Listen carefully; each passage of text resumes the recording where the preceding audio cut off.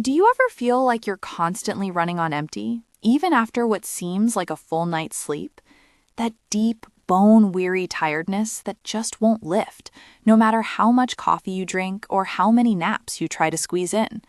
If that sounds familiar, you are absolutely not alone. This isn't just a modern phenomenon, it's a deeply rooted biological experience, often a direct consequence of the stress that permeates our lives. We often think of tiredness simply as needing more rest, but persistent, chronic fatigue tells a much more intricate story. It's a signal from your body, an urgent message from your internal systems that something is out of balance. Today, we're going to pull back the curtain on something truly fundamental, how stress, at a biological level, is quite literally making you tired. We're going to explore the hidden mechanisms within your body that are working overtime, and why understanding them is the first step towards reclaiming your energy. Let's start with the basics. Your body has an incredible ancient alarm system designed for survival, the fight or flight response. When you perceive a threat, whether it's a saber-toothed tiger or a looming deadline, this system kicks in. Your heart races, your senses sharpen, energy floods your muscles. It's brilliant for acute, short-term danger. But here's the crucial part. In our modern world, this system is often triggered not by physical threats, but by chronic psychological stress. The constant pressure of work, relationships, finances, or even just the endless scroll of social media. At the heart of this sustained stress response is something called the Hypothalamic-Pituitary-Adrenal, or HPA axis. Think of the HPA axis as your body's central control panel for stress. It's a communication highway between your brain and your adrenal glands, which sit atop your kidneys. When your brain senses stress, it sends a signal down this highway, telling your adrenal glands to release a key hormone, cortisol. Now, cortisol isn't inherently bad. In fact, it's vital. It helps regulate your sleep-wake cycles, manage inflammation, and even influences your metabolism. It's supposed to rise in the morning to wake you up and gradually decrease throughout the day, preparing you for sleep. It's like a volume knob for your body's energy and alertness. However, with chronic stress, that volume knob gets stuck. Instead of cortisol rising and falling gracefully, its rhythm becomes dysregulated.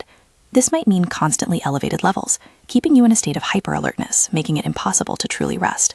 Or, paradoxically, it might mean blunted cortisol levels, where your body becomes so exhausted from constant demand that it struggles to produce enough, leaving you feeling utterly depleted. Either scenario, too much or too little at the wrong times, can profoundly disrupt your sleep, metabolism, and immune function, leading to that persistent, overwhelming tiredness.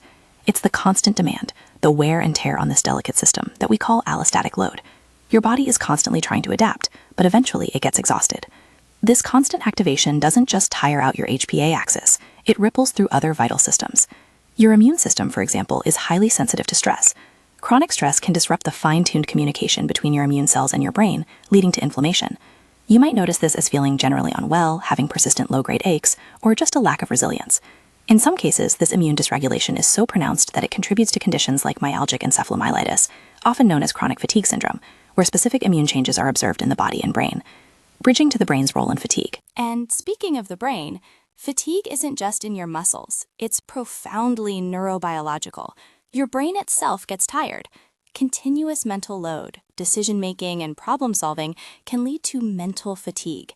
This isn't just about feeling sleepy, it's about a decreased ability to focus, to think clearly, and to motivate yourself. Your brain's reward pathways become less responsive, making everything feel like a greater effort. Even the tiny immune cells in your brain, called microglia, can become activated by chronic stress, contributing to that widespread feeling of brain fog and exhaustion. Then there's the incredible two-way street between your gut and your brain, the gut-brain axis. Stress can drastically alter the balance of microbes in your gut. A disrupted gut microbiome can affect everything from your mood to your digestion and nutrient absorption. If your body isn't absorbing nutrients efficiently, or if inflammatory signals are constantly coming from your gut, it's another drain on your overall energy, another layer of fatigue. And let's not forget the powerhouses of our cells, the mitochondria. These tiny structures are responsible for generating almost all the energy our bodies need. Under chronic stress, mitochondrial function can be compromised, meaning your cells simply aren't producing energy as efficiently as they should be, leaving you feeling profoundly tired at a cellular level. Now, you might have heard the term adrenal fatigue. It's a phrase that circulates widely, suggesting your adrenal glands have simply given up. While many people resonate with the feeling described by adrenal fatigue, it's important to understand that it's not a recognized medical diagnosis by mainstream organizations. Your adrenal glands don't typically fail in this way. However, the experience of profound exhaustion it describes is very real and often points to the very real HPA axis dysregulation we've been discussing, where your body's stress response system is simply out of whack. This distinction is crucial because it helps us move towards evidence-based ways of understanding and addressing your fatigue, rather than interventions based on unproven theories.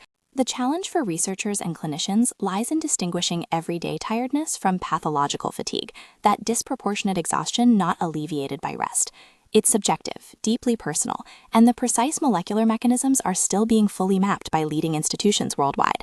What we know for certain is that while psychosocial stress is a significant contributor to chronic fatigue, it's rarely the sole cause.